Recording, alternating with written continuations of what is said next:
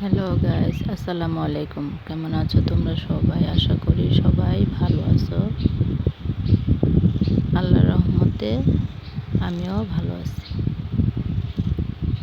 তো এখানে আমার বোনের মেয়ে মেহেদি দিচ্ছে, সেটা একটু ভিডিও করে রাখলাম। ওই ভিডিও করতেছিল, সেটা তোমাদের সাথে শেয়ার করতেছি। ও কিন্তু খুব বড় মানুষ না, ছোট একটা মানুষ, ক্লাস 6-এ পড়ে, কিন্তু খুব সুন্দরভাবে মেহেদি দিতে পারে।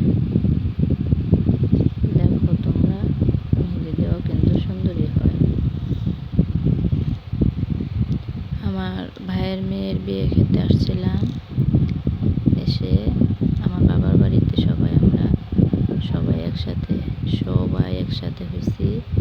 আমার চাচাতো বোনেরা, তারপর বোনেদের ছেলে মেয়েরা সবাই একসাথে হয়েছি, কাকারা কাকিরা সবাই একসাথে।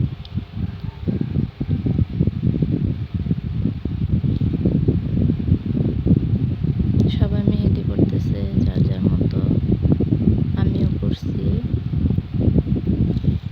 তার ওই ভিডিও তোমাদের সাথে পরে শেয়ার করিরো, আগে এই ভিডিওটা দিয়ে দিলাম। তো ওইভাবে ওরকমভাবে আমি সব জায়গার ভিডিও করতে পারিনি। আমার মেয়ের জন্য, মেয়েকে নিয়ে প্রচণ্ড গরমের মধ্যে বাইরে বের হতে পারি না। তোমরা সবাই কে কে মাটির ঘর দেখেছো আমাকে কমেন্ট করে জানিও। আমার বাবার বাড়িতে এখনো 5-6টা মাটির ঘর আছে, এক সারিতে সবগুলা ঘরই মাটির ঘর। ভেঙে গেছে, ভাঙাচোরা হয়ে গেছে, কিন্তু এখনো আছে সবগুলা ঘরই। আমার বাবার আছে, 2 কাকার আছে, রান্নাঘর আছে, সবগুলা মিলিয়ে 7টা ঘর আছে। 6টা ঘর আছে। কোনো একদিন তোমাদের সাথে শেয়ার করব, তোমরা যদি দেখতে চাও তাহলে। এখন আমি সবাই একসাথে হয়েছি, আমাদের মজাটাই অন্যরকম হচ্ছে। ভিডিও করার সময় পাচ্ছি না, ভিডিও দেওয়ারও সময় পাচ্ছি না। তবে এখানে কিছু কথা শেয়ার করি তোমাদের সাথে।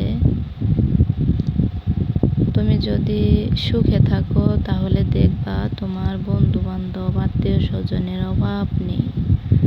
আর যখন দুঃখে থাকবা তখন দেখবা তোমার পাশে কেউ নেই। তোমার নিজের বিপদ নিজেকে সামলাতে হবে।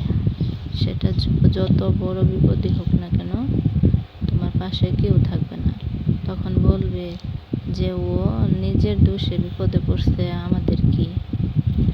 আর যখন দেখবা তোমার টাকা পয়সার অভাব নেই, সুখের অভাব নেই, তখন দেখবা তোমার চতুর্পাশে তোমার আপনজনদেরও কোনো অভাব নেই।